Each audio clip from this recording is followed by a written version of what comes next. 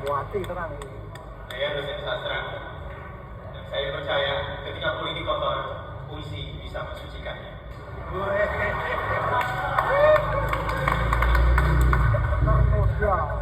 Di negeri ketakutan, bagai lembaga penjara, di negeri ketakutan, pendidikan dikelola sebagai industri ketakutan. Dengan birokrasi serba curiga, penuh ketakutan, dikontrol pejabat yang dihantui ribuan ketakutan, sekolah-sekolah mendikte buku teks ketakutan, murid-murid gemetar mengeja huruf ketakutan.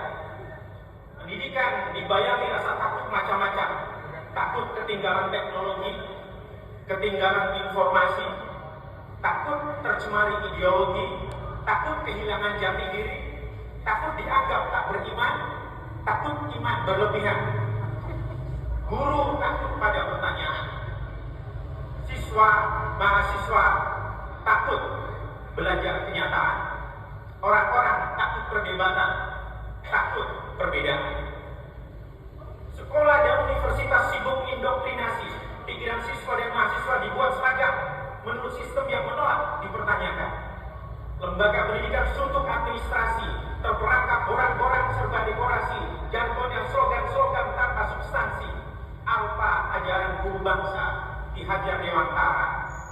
Tak peduli tanggung jawab utama pendidikan, mengasuh watak, merdeka bernalar, terampil berkarya, agar setiap anak tumbuh wajar menjadi manusia, paham diri sendiri, bijaksana, mandiri di tengah dunia.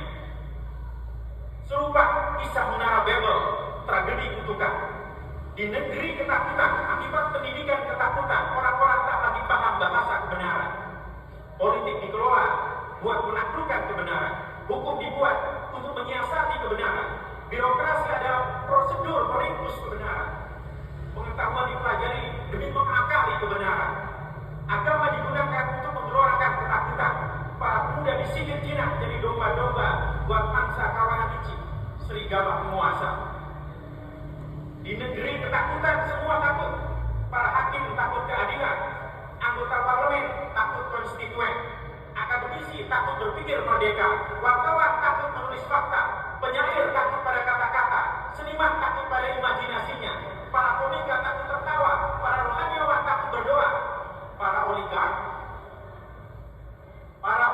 takut orang lain tahu bagaimana harta mereka ditimbun.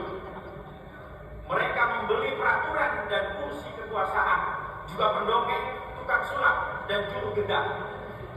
Para penguasa takut bagaimana setan kekuasaan kelak datang menuntut tebusan di akhir jabatan.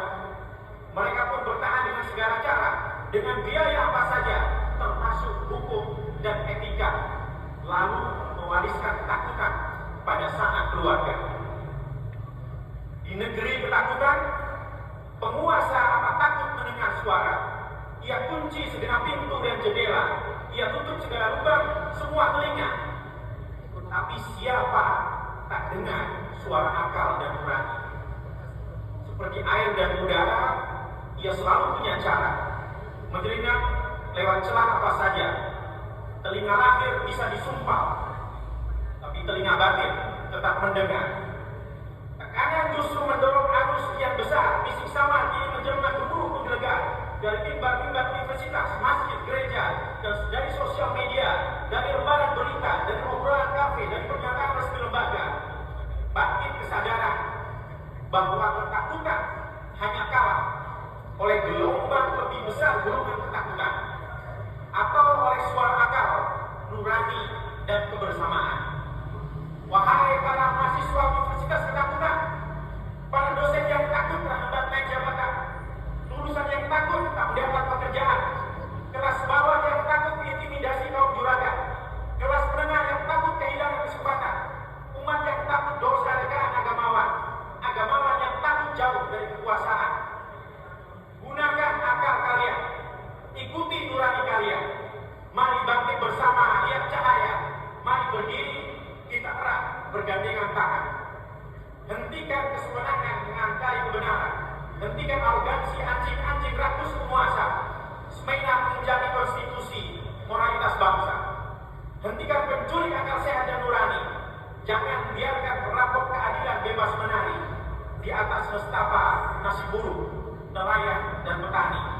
Jangan biarkan kebohongan putar balik sejarah. Kita junjung tinggi amanat para pendiri Republik. Bebaskan warga dari kerangkeng ketakutan. Biarkan para akademisi berpikir merdeka. Jangan biarkan generasi muda dikebiri. Singkirkan pengkhianat proklamasi dan reformasi. Pekik demokrasi tak bisa dibungkam. Marsina, Munir, para korban penculikan aktivis 98, mereka telah gugur jadi pahlawan. Di negeri ketakutan, nyawa penyair Wiji Tukul bisa direbut paksa, tapi jiwa-jiwa merdeka abadi dalam puisi. Semangat Wiji Tukul tak bisa dihabisi. Hanya ada satu kata, lawan. Lawan.